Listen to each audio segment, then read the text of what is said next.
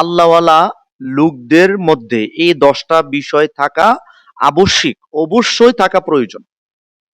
সে 10টা বিষয় হুজুর গাউসুল আজম বরফির আব্দুল কাদের জিলানী তিনি তার গুনিয়াতুত তালিবিন কিতাবের মধ্যে সেটা বর্ণনা করেছেন, যা আমি আপনাদের সামনে এখন উপস্থাপন করছি। নাম্বার 1, হুজুর গাউসুল আজম বরফির আব্দুল কাদের জিলানী রাদিয়াল্লাহু আনহু তিনি বলছেন, সত্য হোক আর মিথ্যা হোক, জ্ঞাত হোক আর অজ্ঞাত হোক, কোনোভাবেই মহান আল্লাহ তাআলার নামে শপথ করবে না। যারা এই শপথ করা থেকে বিরত থাকবে, তাহলে আল্লাহ তাআলা তাকে নূরের দরজার মধ্যে পাঠিয়ে দিবেন, অর্থাৎ তার ভিতরে বাহিরেও আল্লাহ তাআলা আলোকিত করবেন।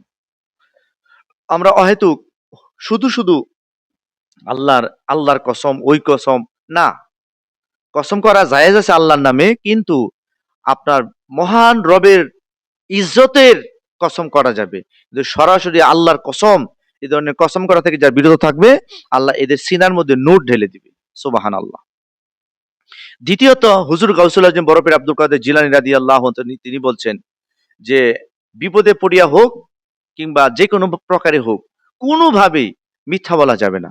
যারা মিথ্যা পরিহার করে সত্যকে ধারণ করে, আল্লাহ রাব্বুল আলামিন তাদেরকে অত্যন্ত মহাব্বত করেন। কেননা প্রিয় নবীজি বলছে, ইন্না সিদকা ইউনজি ওয়াল কিদবু ইহলিক, নিশ্চয়ই সত্য মানুষকে মুক্তি দেয় আর মিথ্যা মানুষকে ধ্বংস করে।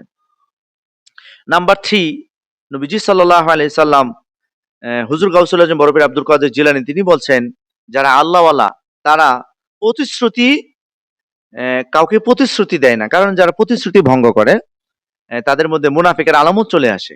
এই কারণে আমরা বলবো, হ্যাঁ ইনশাআল্লাহ, যদি ইনশাআল্লাহ শব্দটা আমরা বলি, তাহলে আমরা প্রতিশ্রুতি দিলাম না, আমরা শুধু কথাটা আল্লাহর উপর আমরা ভরসা রাখলাম।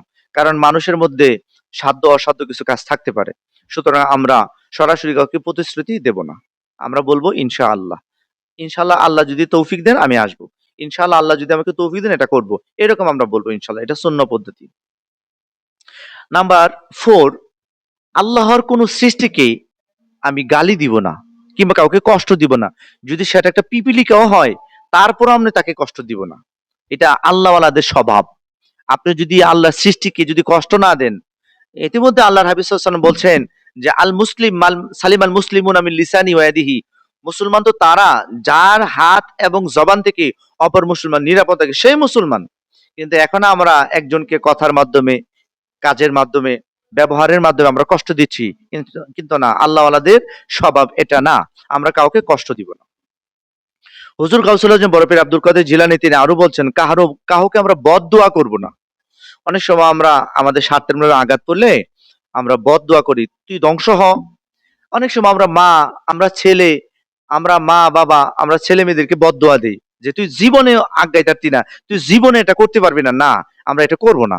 হুজুর গাউসুল আজম বরফির আব্দুল কাদের জিলানী বলছে যে আমরা কাউকে যেন বদদুয়া না দিই। আমি যদি বদদুয়া কাউকে না দেই, তাহলে আল্লাহ তাআলা আমাকে অবশ্যই আল্লাহর রহমতে আমাকে আপনাকে রাখবেন। নাম্বার 6, স্বীয় পরিবারের কারো সম্বন্ধে শিরক, কুফর কিংবা মুনাফিকের সাক্ষ্য প্রদান করবেন না।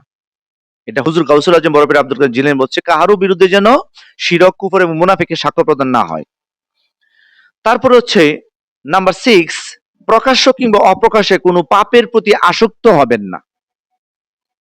হুজুর গাউসুল আজম বলছেন, যারা আল্লাহওয়ালা হতে চায়, প্রকাশ্য পাপ এবং গোপন পাপ যা কেউ জানে না, আপনি জানেন, কিন্তু আপনি আস্তে আস্তে গোপনে গোপনে ওই পাপের প্রতি আপনি সাংঘাতিক ইন্টারেস্ট, যে আপনি পাপটা অনেক পছন্দ করেন। সেটা আমি বলতে চাচ্ছি না কি পাপ, অনেক ধরনের পাপ আছে যা আমরা মোবাইল দিয়ে করতে পারি, মোবাইল ছাড়াও করতে পারি। বর্তমান আধুনিক যুগ, চক্ষু খুললেই পাপের অভাব নাই, কিন্তু আপনার মনে মনে অনেক আপনার ইন্টারেস্ট লাগে যে পাপটা আমার কাছে ভাল লাগে, বারে বারে আপনি এটা দেখছেন, করতেছেন, কাজটা করতেছেন, না এটা আল্লাহওয়ালাদের কাজ না। কোনো মুমিন কোনো পাপকে পছন্দ করতে পারে না, বরঞ্চ পাপকে আমরা ঘৃণা করব। হুজুর গাউসুল আজম বরফির আব্দুল কাদের জিলানী এই কথাটি তিনি গুনিয়াতুত তালিবিন কিতাবের মধ্যে বর্ণনা করেছেন। তারপর হচ্ছে নাম্বার 8, নিজের বোঝা কাহার উপর চাপাই দিব না। আপনার একটা দায়িত্ব, আপনার একটা বোঝা, আপনার একটা কাজ আপনি করতে পারেন। আমরা যারা অফিসিয়ালি কাজকর্ম করি, কাজটা আমার, কিন্তু আপনাকে সেফ, একটু আরামের জন্য আপনার কলিগকে আপনি দিয়ে দিচ্ছেন, ভাই তুমি আমার কাজটা কইরা দাও। কিংবা আপনার ফ্যামিলিতে কাজটা আপনি করতে পারেন, আপনার ওয়াইফকে আপনি দিয়ে দিচ্ছেন, আপনার ছেলেকে দিয়ে দিচ্ছেন, আপনার ভাইকে আপনি কাজটা ধরাই দিচ্ছেন, আপনি একটু নিরাপদ থাকার জন্য, একটু আরাম আয়েশ করার জন্য, না এটা ঠিক না। আমার গাউসুল আজম বরফির আব্দুল কাদের জিলানী রাদিয়াল্লাহু আনহু তিনি বলছেন, কেউ যদি আল্লাহওয়ালা হতে চায়, তাহলে নিজের বোঝা অন্যকে চাপাই দিতে পারে না। এটা যেন আমরা না করি।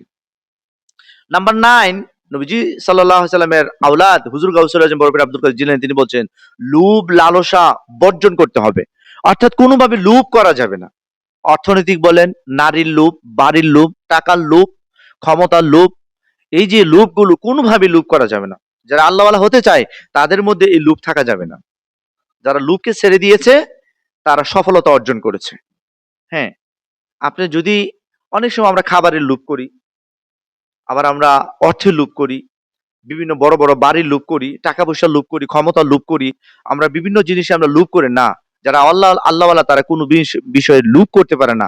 আমরা লোভ ছেড়ে দিব। সর্বশেষে হুজুর গাউসুল আজম বরকত আব্দুল কাদের জিলানী তিনি বলছেন 10 নাম্বার হচ্ছেন ইবাদত বন্দিগির প্রতি একাগ্রতা অক্ষুণ্ণ রাখিবে। অর্থাৎ ইবাদত করতে গেলে আমাদের যেন আমরা যেন মানে মন থেকে অনেকে আমরা ইবাদত করি না। নামাজ পড়তেছি, মহান আল্লাহ পাকের নামাজ পড়ছি, আল্লাহু আকবার বলে তাকবীরে তাহরিমা বলে আল্লাহু আকবার বললাম, কিন্তু কি যে পড়লাম আমি নিজেই জানি না। 2 রাকাত পড়লাম না 3 রাকাত পড়লাম না 4 রাকাত পড়লাম মনে নাই। না, ইবাদতে একাগ্রতা লাগবে। আপনি নামাজ পড়েন, আপনি মনোযোগ দিয়ে পড়েন। আপনি ভালো কাজ করছেন, তাসবিহ পড়তেছেন, আপনি মনোযোগ দিয়ে করেন। আপনি যে কোনো কাজ করেন, ইবাদত বলতে দরুদ ও সালাম পড়তে পারেন, জিকির আজকার করতে পারেন, হ্যাঁ, আপনি তাসবিহ পড়তে পারেন। আপনি যে কোনো ইবাদত করেন, সেটার জন্য ইবাদত, সেটার জন্য একাগ্রতা নিয়ে আমরা করি।